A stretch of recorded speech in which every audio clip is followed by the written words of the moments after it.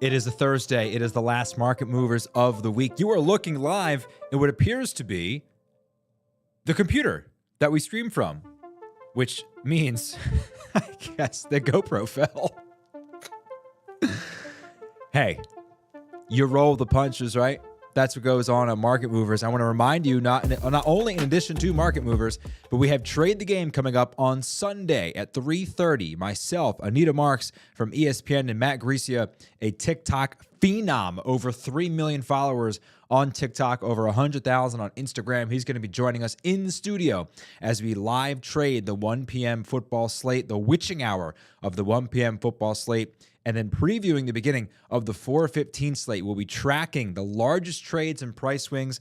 And then, of course, we will be live trading those games as they come down to their final plays. It's going to be a ton of fun. Welcome into Studio S today. We have Jake Mancini with us. We're going to be talking a little bit about not only with the World Cup final, which will be coming up on Sunday between Argentina and France, but also, Jake, we want to talk to you about building models. You have built several soccer betting models, and we really want to pick your brain about that. So first and foremost, how are you? Welcome to the show. Hey man, thanks for having me. Doing great. It's been a fantastic World Cup. A little sad to see it end, but of course ready for the big final. It should be a great time. I mean, the FIFA could not have scripted a better final, right? You've got Messi and Mbappe on opposite sides. This is sort of like when people say, the NFL wants Tom Brady versus Patrick Mahomes. They're not like really going up against each other per se. Maybe in soccer a lot closer than they would be in football when they're not even on the field at the same time. But you've got a 23-year-old meteorite, right, who's already won a World Cup, now trying to win a second World Cup, be the first team in 60 years to do it if France is able to beat Argentina. And then you've got the guy who many consider to be the GOAT trying to bring it home for Argentina. When you look at this game, when you look at the World Cup final, now on the Sporttrade marketplace, we have our futures markets up that I will pull up for us. You are basically looking at a slight edge to France at $52.50 per contract and Argentina at $48.5. Do you agree that France should be favored going into Sunday's finale? It's a very, very slight edge. I think it's tough. I think there's a lot of ways that you can look at it. So, if you look at, what we call expected goals, which is, one of the hotter stats that's come up in the recent years, and it tries to track sort of, soccer is a low scoring game, right? So, a 1-0 game can be very different from another 1-0 game. So what they try to do is say, how many opportunities have you created?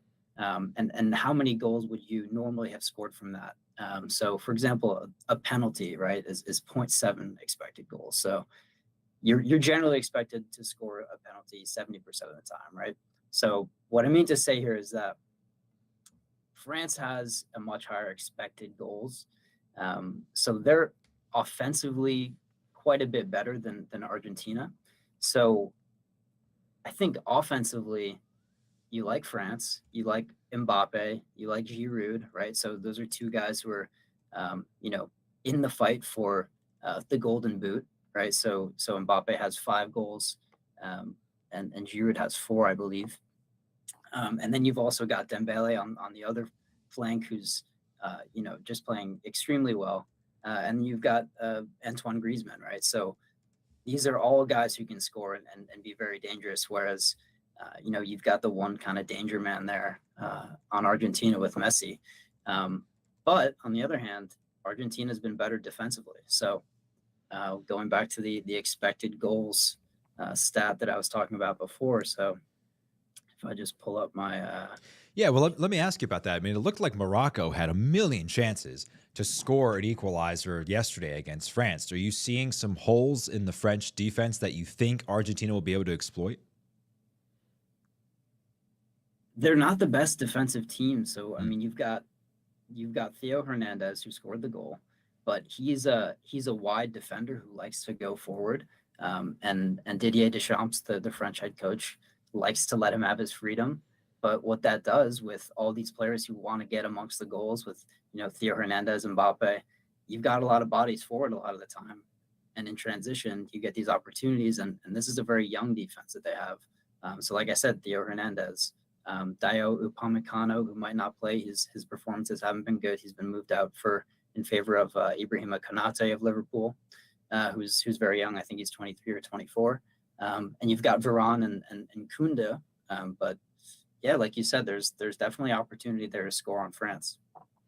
So let's get a prediction from you. Again, I'll pull up the pricing on Sporttrade. I mean, to me, I again, not a soccer expert by any stretch. In our World Cup preview show, I had taken Argentina, and I have a position on Argentina from $9.50. When it got up to 18, I sold it. I was like, hey, you know what? At this point, I doubled my money. They'd already lost to Saudi Arabia. I said, you know what? Let's just take this one and go from there. And then they lose to Saudi Arabia, and that number drops from 18 back down to 12. And I said, well, this seems like the perfect opportunity to buy the dip on a team that originally I thought could still win the entire tournament, and they were still likely going to win their group. So I am back in on Argentina from $12. Right now, as I mentioned, they're at 48.5, selling at 48. So that position in itself is already up about $35, $36. When you're looking at the market here, Jake, what do you like? What's your pick? You know, I'm going to have to go with France. Ooh, we don't like that one.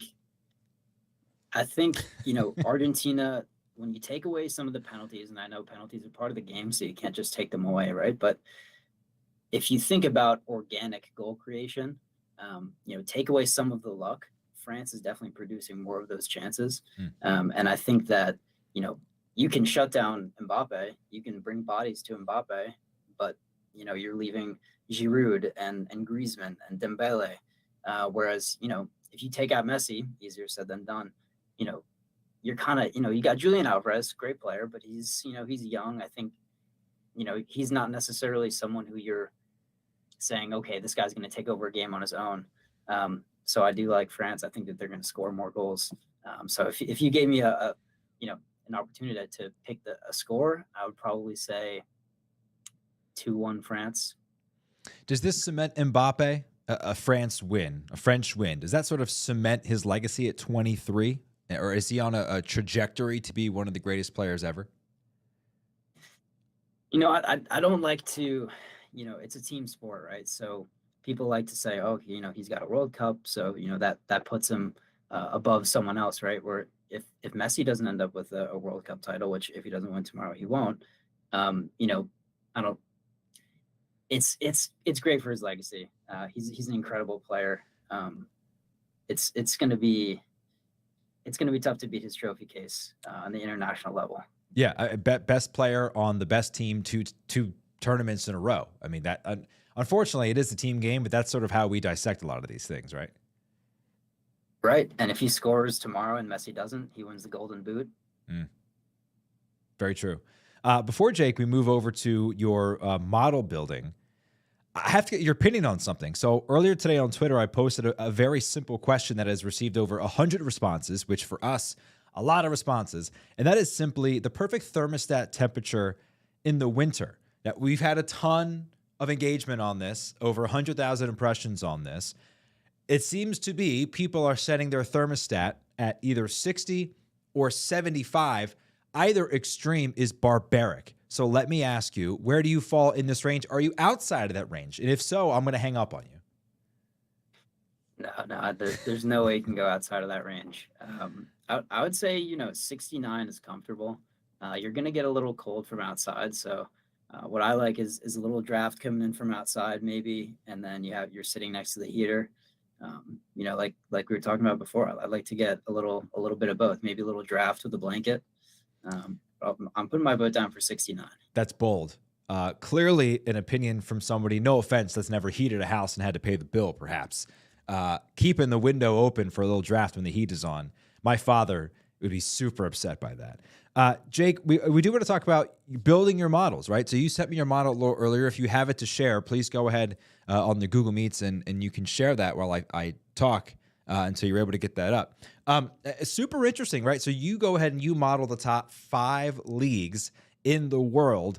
And in doing so, you're able to basically spit out a implied probability for whatever it is that you think is going to happen, which matches up perfectly here at Sporttrade because that is how we price our markets, using implied probability and some other market factors, etc. But take us through how you build it, why you wanted to build this betting model, and frankly, right, a model is only as good as its win percentage, how it does.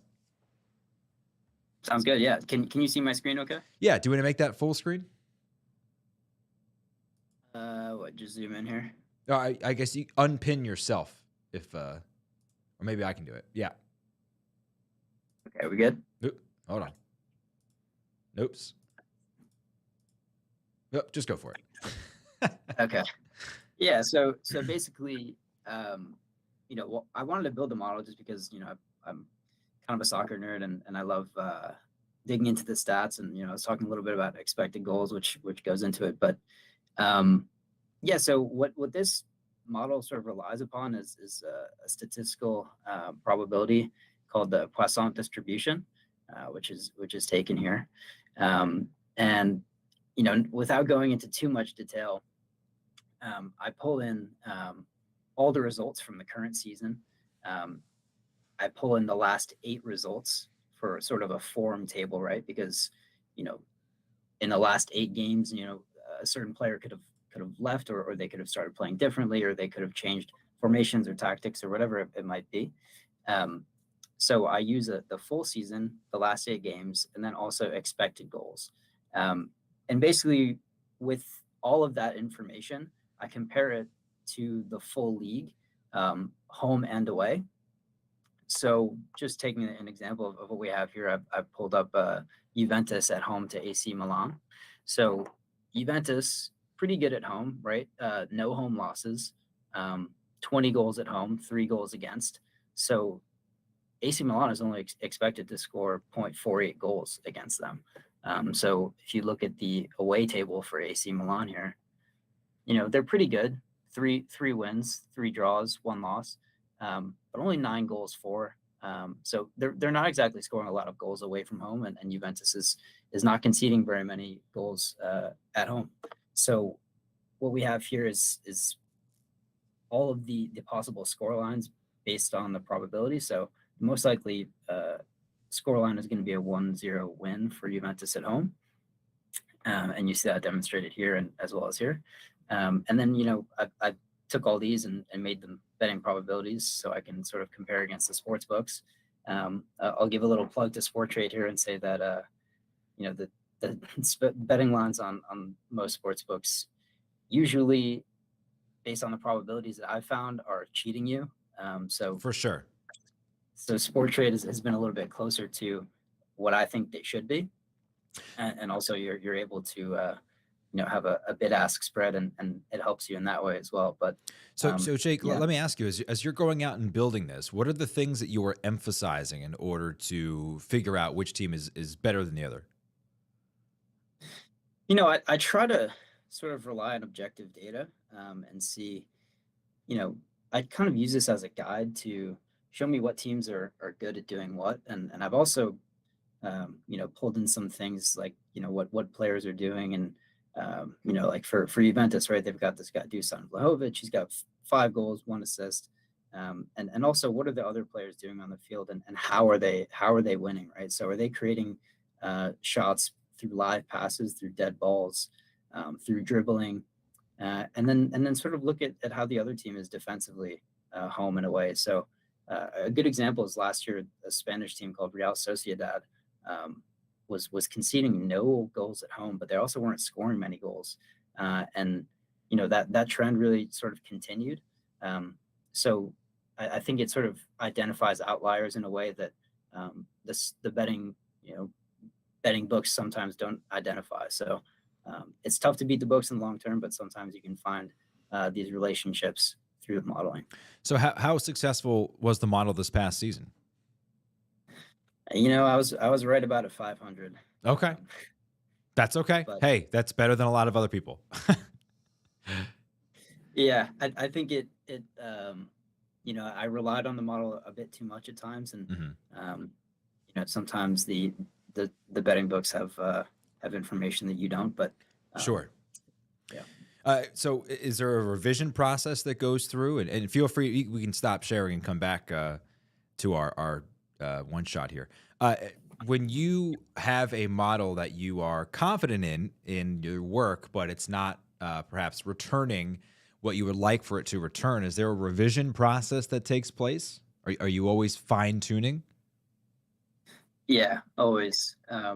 So I spoke a bit about expected goals and actual goals, right? So it's sort of a balance, right? So on the one hand, if you have a team that has a low expected goal total, but they are actually scoring a lot of goals, so they're outperforming their sort of chances, right? So they're just finishing very well. They're scoring goals from outside of the box and not really creating much else. So do you say, okay, this is bound to stop because they're not creating these organic opportunities? They're just getting kind of lucky, or did they just have really good finishers and that's just how it is? And the reverse of that is a team that's really underperforming their expected goals, right? So they're creating a lot of opportunities, they're getting in the right positions, but they're just getting a little unlucky with the finish. Do you say, okay, that's got to turn back around, or is this just a characteristic that their forwards are nervous and maybe not great? Jake So Mancini. to Oh, I'm answer your sorry. Go ahead. question, Yeah, go ahead. to answer your question, I'll change the sort of reliance on how much the expected goals are weighted in my decision-making process. Jake Mancini, we really appreciate your time and your prediction. You're on France. I'm on Argentina. So we are going head-to-head tomorrow, or Sunday, rather. But best luck to you. And we thank you, especially on short notice, for coming on the show, man. We'll have to have you back down the line. Absolutely. Thank you All so right. much for having me. I'd love to come back on sometime. Sounds good. All right. Make sure you're closing that window, too. We don't want that bill to be cost prohibitive. So thanks so much to Jake for joining us. Quickly, before we end the show, we're going to dive into Monday Night Football, Thursday Night Football. I don't even know what date it is. Thursday Night Football. We've got the San Francisco 49ers and the Seattle Seahawks. Here's the markets as they stand currently on Sporttrade. The Niners are trading at $63. The Seattle Seahawks at $38. Now, if you are interested at all in the spread here, the latest up-to-the-date numbers here, the Niners minus 3.5 at 48.5, and the Seahawks at 52.5. So that would indicate that the market is more interested in the Seattle Seahawks covering that spread than the 49ers being able to cover 3.5. Now, that extra half point, right? Maybe not great, but again, on Sporttrade, once we establish a line, we just move the price and not necessarily the line. So you have to ask yourself, if you want the Niners at 3.5, do you think they could cover that extra half point where you may be able to get 3 elsewhere? Let's talk about this, right? We have to take a closer look at Seattle to determine why Seattle is an extremely trendy pick tonight. Some places like to report how much of their money is on a particular team, how much of the handle is on the number of bets, etc. An overwhelming amount of money industry-wide is coming in on the Seattle Seahawks to win the game outright. Now, there may be some reasons as to why that is. Some people think, well, Brock Purdy, who's only had one start now in a short week, can't possibly go to Seattle, the second time Seattle is seeing San Francisco this season, and on 3 days turnaround can possibly beat a Seattle Seahawks team with a winning record. That's a theory. But I don't understand this theory, because there's a difference between who you are right now and what we think you are over the entire narrative arc of a season, right? So here's who Seattle is right now. They're 1-3 in their last 4 games. That includes giving up 40 points to the Las Vegas Raiders. They had to pull a game completely out of their tuchus against the Rams in the waning moments of the fourth quarter against John Wolford. They gave up 30 points to the Carolina Panthers. And those 3 teams, Panthers, the Rams, and the Raiders, have 2 more wins combined this season than the Philadelphia Eagles. They're 14-25 combined. So in order to properly understand, to contextualize who the Seattle Seahawks team is, here are the quarterbacks that they have lost to this year. Trey Lance in week 2. Marcus Mariota, who now no longer is a starting quarterback for Atlanta because he's that bad. Andy Dalton, who should no longer be the quarterback of the New Orleans Saints. Tom Brady, who I think we can all agree at 45 is not the same quarterback. Shocking. Derek Carr and Sam Darnold, who has been benched more times than I've had episodes of Market Movers at this point.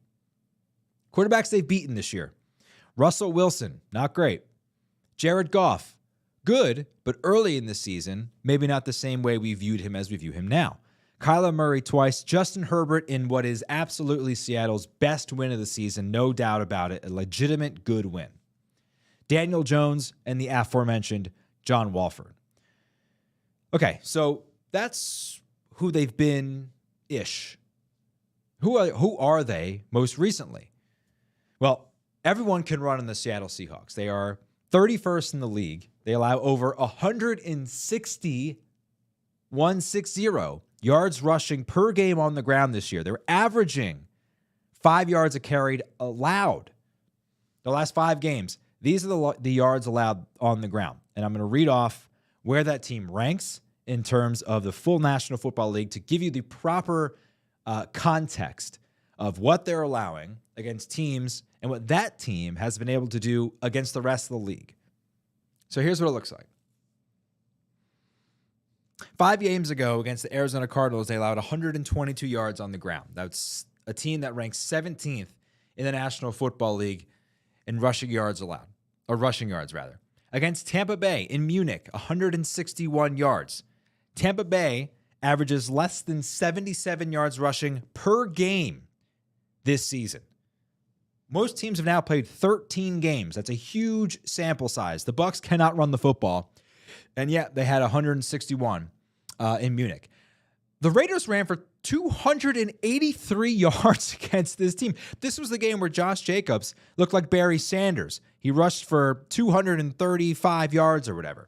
2 weeks ago against the Rams, the game that I said they had to pull out a win in the fourth quarter. 171 yards against the Rams, who famously have the worst offensive line in the NFL, who famously had to bring back Cam Akers because they have no running backs. A running back who literally was sent away from the team for philosophical reasons. They had to bring him back because they have nobody.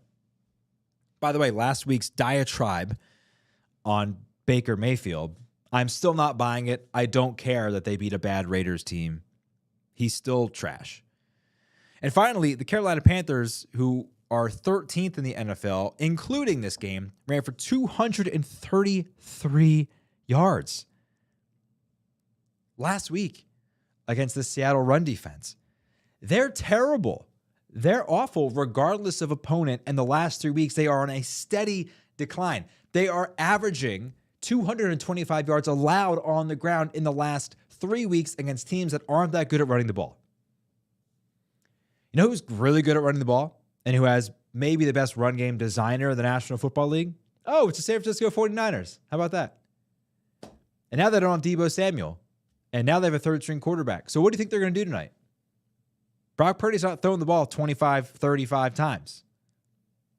Kyle Shanahan's going to ask him to make 6 or 7 throws in key spots. And that's all he's going to ask for.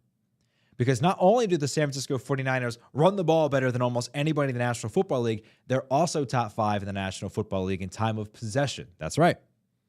They hold the ball for an average of 32 minutes per game. So you see where I'm going with this.